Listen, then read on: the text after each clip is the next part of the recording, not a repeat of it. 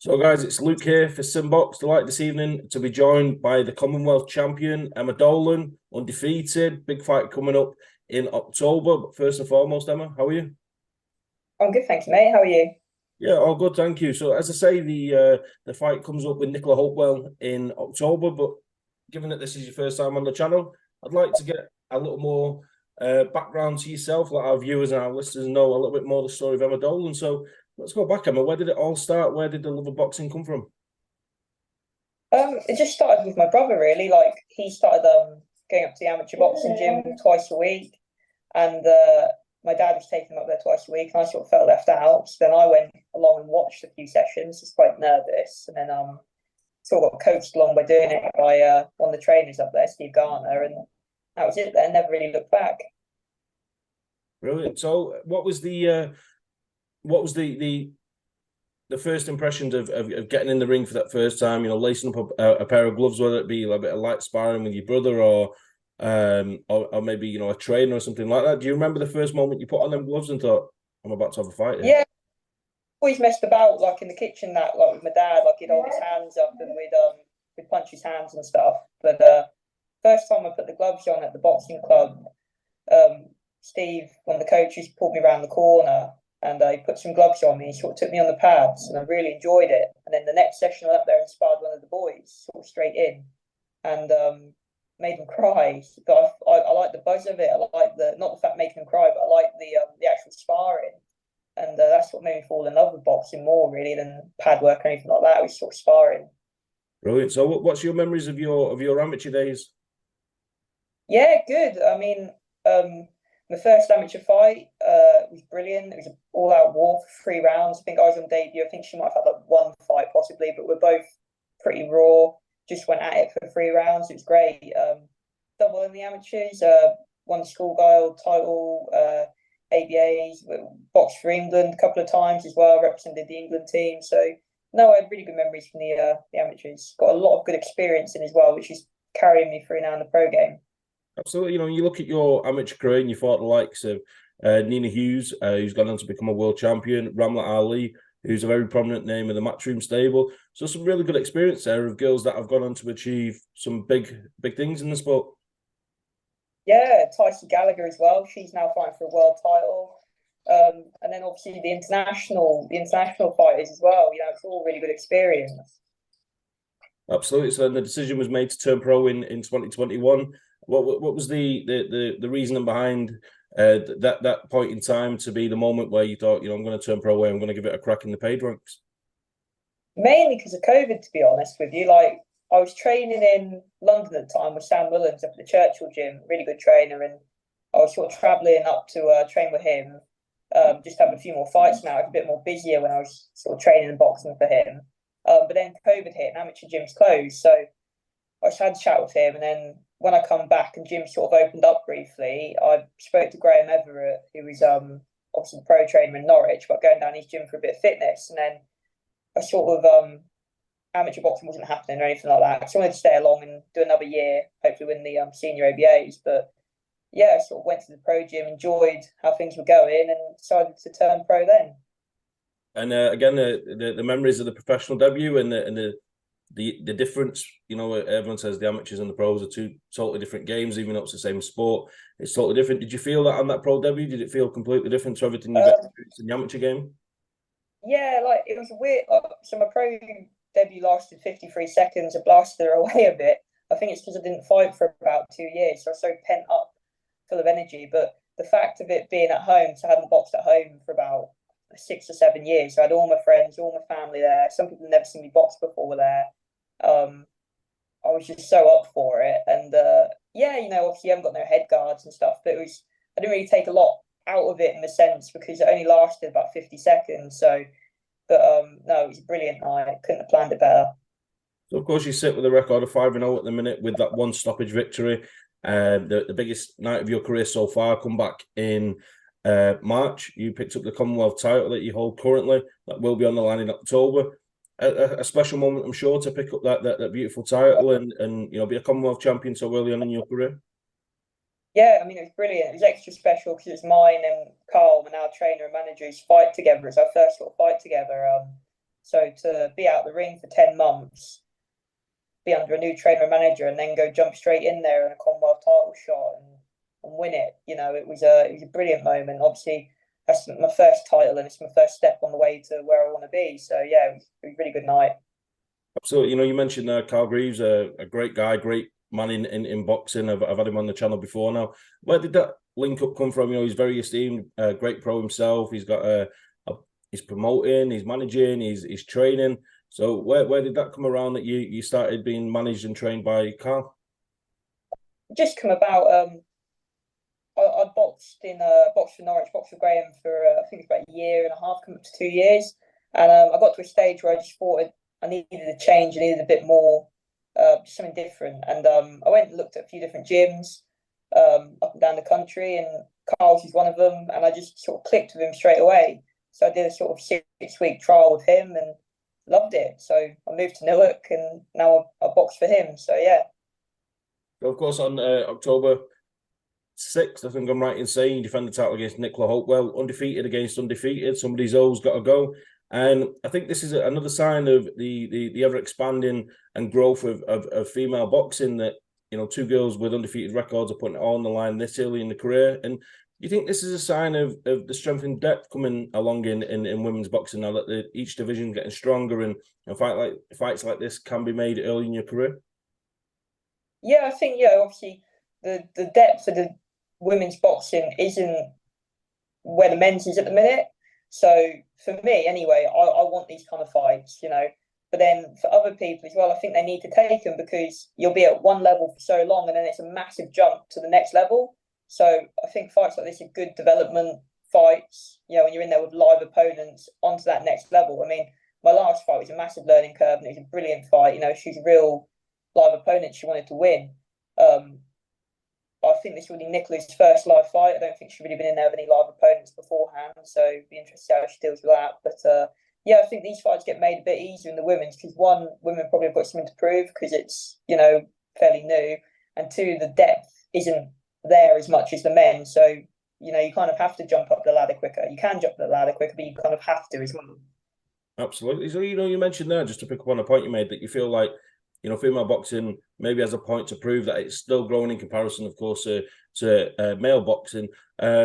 Is that something you take into the ring, that also, it inspires you to take these kind of 50-50 fights, if you like? But does it also inspire you in the ring to kind of prove a point that, you want to be taken serious, and, and prove the growth of the sport? Not so much being a woman, to be honest. Like, I'm not one of these, I don't think about that at all. Like, it's brilliant that it's, like with the Lionesses the other day. I mean, women's sports on the rise, but I can't say that's like a main objective for me. But when I do go in the ring, I do want to be noticed, but not for being a woman. I just want to be noticed to try and get signed to a good promotional company, or to show them what sort of level I'm on, sort of thing. In that respect. So I do like to try and put a statement on every fight I have. I mean, every fight I have has been quite entertaining so far, so I'd like to keep that going. But yeah, it's more for me is to show people what I'm about and to get noticed. Absolutely. So with Nicola Hopewell, she's 3-0. She's not tasted defeat like yourself. What are you expecting come fight night from Nicola? She's a very busy fight, very active. What would you think are your advantages over Nicola going into fight night? Yeah, I feel like Nicola, she'll be busy for the first couple of rounds maybe, but I feel I've got a better reach than her, and the footwork's a lot better than hers. And I think my sharpness, my hand speed would just be a little bit too much for her. But look, Nicola's going to come and bring it. It's a big opportunity for her. I know myself when I went to the Commonwealth title fight just then. You get yourself up for it. So she's going to be training the hardest she's ever trained. She's going to be the best version of herself. So I'm going to be ready for the best version of Nicola. Absolutely. So from your point of view, you're going to go in there and hopefully get the victory, which will move you to 6-0 if it goes right on fight night for yourself.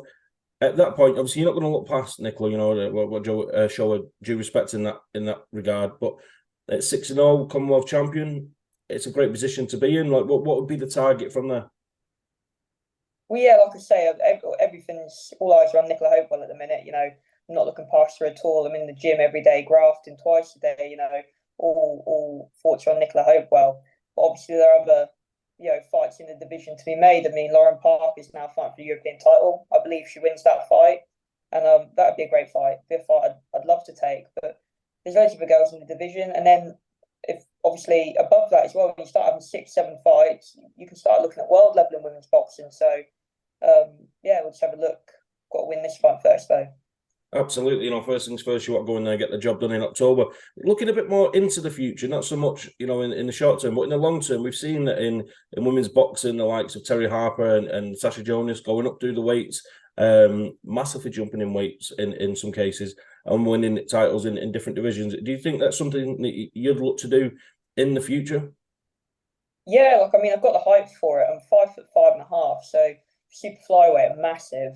I'm just skinny though. I'll grow into my body eventually, and I'll grow up through the weights. I'm sure I will. I'm only 25, so I'm young. I'm happy and comfortable at super flyweight at the minute. But no, yeah, I'd like to go up to bantamweight at some point. I've got the height to go up to super bantamweight if I wanted to. We'll just see how it goes. Though I'm at super fly at the minute, and I'd like to do everything I can here. Absolutely. And just, away from yourself as a fighter, just speaking on a couple of other fights that have been made and being made. Women's boxing's thriving at the minute. We've seen the announcement today from Matchroom of Ellie Scotney defending her world title, Rhiannon Dixon challenging for a European title. Who do you consider inspirations in terms of fighters? Who do you like to watch, and who do you kind of, I guess, who's it that you like to watch as a fan of boxing? Yeah, Ellie Scotney's one of my best mates. I've watched her come up from obviously being on the GB team and turned over in that Sparta. I've been round her in gyms now, boxed the same amateur gym for a bit. She's massive inspiration to me because obviously I've seen her develop like first on, and she won a world title in 7 fights, and she done it the hard way. She didn't have gimme fights. She's in there with credible champions, and it's not knocking some of the women, but I mean she's done it. She's done it the hard way. And I think that's what then will take her through when she fights, the other world champions at the weight. So obviously she's an inspiration. I always like to watch her, but I like watching Rhiannon Dixon as well. For a girl who hasn't had loads of amateur experience to where she is, I think she's coming on brilliantly. But I like watching Katie Taylor, Chantal Cameron, Natasha Jonas, Terry Harper. All the girls. Absolutely. Two names you mentioned there, Katie Taylor and Chantal Cameron. They had an epic fight first time around. They're going to be rematching later on in the year. Do you believe that the result can be any different this time? Do you think Katie can go back in there and get the titles back, or do you just think it's a case of Chantal Cameron's got her number and the result will be the same? Yeah, I'm a massive Katie Taylor fan. I like Chantal as well, but I was hoping Katie was going to win and then retire. But I think Chantal's just too big for her more than anything. She boxed a brilliant game plan. I think she's just too physically big and strong for Katie. So I think it'd be very much the same, to be honest. Another big fight that's coming up, and I think I'm right in saying it'll be undisputed at welterweight. Sandy Ryan going in with Jessica McCaskill. I think that's a fight that's kind of going under the radar, maybe because it's in the States and Sandy's not the home fighter, but that's another interesting fight for British boxing. It is. I think because McCaskill looked not great in her last fight. I think she fought Cameron, didn't she? She didn't look amazing. I think people have probably written her off a bit, but I think it's a good fight where they're both out in their career at the minute. I think it's a good test for Sandy. I think she can win the fight, but I think it's a very interesting fight, and I think it will answer a lot of questions of both fighters. Absolutely. And yesterday we had it certainly took me by surprise. I'm sure it took a lot of boxing fans by surprise. The news of Savannah Marshall signing with the PFL, the MMA outfit. She goes over there. She joins a rival, Clarissa Shields, who's also part of the setup there, and I think Amanda Serrano is part of the PFL as well. Was you surprised by that? Yeah, it obviously caught me off guard, but I'm not surprised in respect of they're at the end of their careers. They want to make extra money. If there's a big, paycheck floating around for them to do that, why not? I mean, your boxing career is like that compared to your life. So if they've got like a couple of years left in the boxing, they might as well try and cash out a bit on it. They've won all the belts already, so yeah. So, and is Emma Dolan inside the octagon something we could see in the future? I don't know. I've got limbs for it. I'm long as anything, but stick to boxing for now, I think. Absolutely. Emma, it's been a pleasure chatting tonight. Is there anything else you'd like to add before we finish? No, just a big shout out to my sponsors, DP Boxing, Fountain Sports, Andrew Barber, Richie Quality Meats, RCP. They're all a massive support to me. And yeah, thanks for having me on. Absolutely. My pleasure, guys. If you're not already, follow Emma Dolan across social media. The fight night goes down on the 6th of October. Commonwealth title on the line, undefeated against undefeated. It's part of the GBM Sports show in Sheffield. Get your tickets for that as well, and we'll catch you on the next interview. Cheers. Wicked. I appreciate your time there, Emma. It was really, really good. Yeah, that was really good. Thank you for that. Yeah, no problem. What I was going to mention as well is when like fights like Chantel Cameron and whatnot come around, some of the bigger fights, I do like prediction schools, so I can drop you a DM and you can send me a quick paragraph back and I'll add it into an article if you like to be involved with stuff like that. Definitely, 100%. Absolutely. I appreciate your time. I'm sure we'll catch up again sometime soon. Yeah.